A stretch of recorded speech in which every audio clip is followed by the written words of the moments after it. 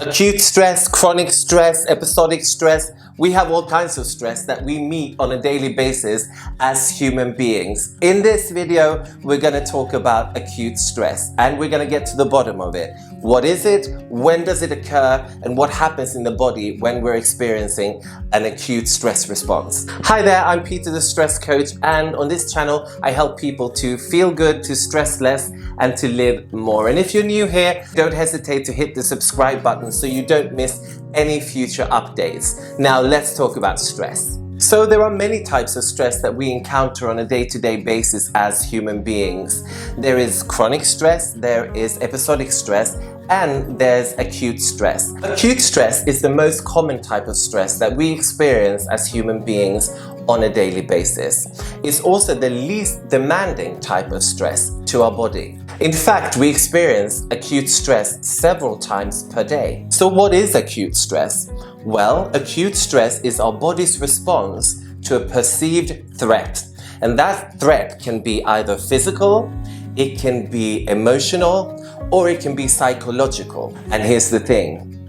It doesn't matter if the threat is real or imagined, our bodies react the same. So whether the threat is real or not, our bodies will have the same reaction. And that can be quite problematic at times. So what do we mean by threat? Well, threats can be mild in nature, such as an alarm clock going off, or an assignment at work, or even a phone call that needs to be answered when your phone is on the other side of the room. That can trigger a stress response, an acute stress response. But of course, acute stress can also be more serious. For instance, when you're having a fight with a friend or a partner, or you're being pulled over for speeding, or when you're taking a test.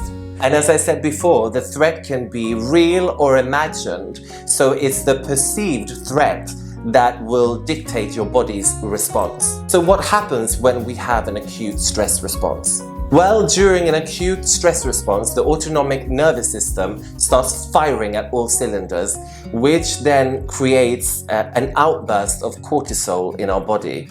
And for those of you who don't know, cortisol is our stress hormone. And also adrenaline starts pumping through our bodies, which in turn will make our heart rate go up, our breathing becomes quick and shallow, and our blood pressure goes up. And you can start to feel nervous and anxious. But here's the thing. Acute stress can actually be easily managed because it happens to us so often, and it's something that happens and then it's over.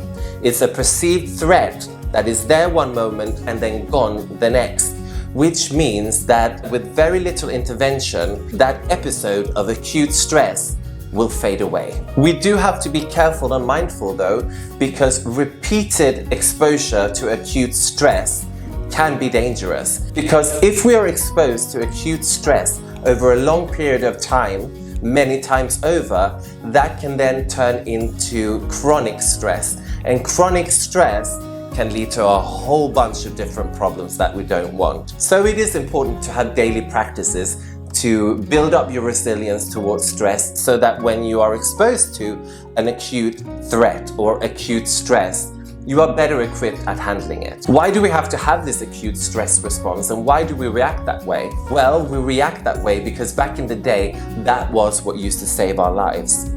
When we used to live on the open plains in groups of people hunting and foraging, it was necessary to have a quick acute stress response and to be able to put yourself in the fight or flight mode really quickly so that you can escape a dangerous animal, or you can win a fight, or you can run really quickly.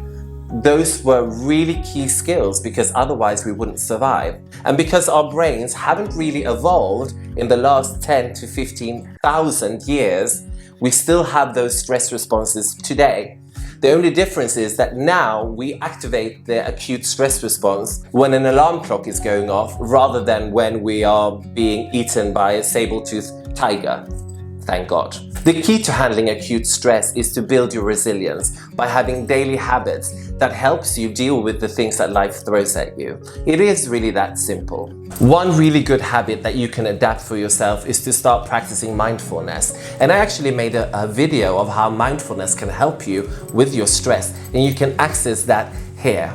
But remember, until next time we see each other, it is possible to feel good, to stress less, and to live more. Now take care.